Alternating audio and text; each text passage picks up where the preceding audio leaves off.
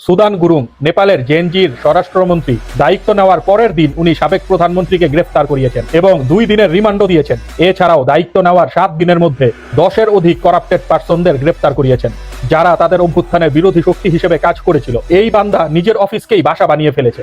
দায়িত্ব নিয়েই গভীর রাতে এয়ারপোর্টে যাচ্ছেন নিরাপত্তা ব্যবস্থা দেখতে। ওনার স্টেটমেন্টটা দেখেন, সরকার, সংবিধান সবকিছুর ঊর্ধ্বে জনগণ, কারণ জনগণই এগুলো বানায়। এদিকে আমাদের স্বরাষ্ট্রমন্ত্রীর অবস্থা দেখেন, তিনি সংসদে দাঁড়িয়ে হয়ে গেলেন professor of the Asian politics and construction. সংসদ সদস্যদের সংবিধান শেখাচ্ছেন, আবার তিনি বিচারপতি হয়ে রায়ও দেন। নির্বাচন কমিশন নাকি অবৈধ কাজ করেছে। যে অধ্যাদেশের পক্ষে 70% জনগণ ভোট দিয়েছে, সংসদে দাঁড়িয়ে তিনি ওই অধ্যাদেশকে অবৈধ বলেন। গণভোটের রায়কে মানতে চান না, জনগণের রায়কে থোড়াই কেয়ার করেন। নিজেই বছরের পর বছর গুম প্রতিরোধ অধ্যাদেশ বাতিল করতেছে। নিরাপত্তার বালাই নিয়ে তার মাথা ব্যথা নেই। জুলাই খুনের দায়ে গ্রেফতার হওয়া শত শত খুনি জামিনে বের হচ্ছে। এই লিস্টে বড় নেতারাও আছে। এসব কোনোটাই তার অগোচরে হচ্ছে না। নেপালের স্বরাষ্ট্রমন্ত্রী আর বাংলাদেশের স্বরাষ্ট্রমন্ত্রীর পার্থক্যটা আপনারা একটু দেখেন।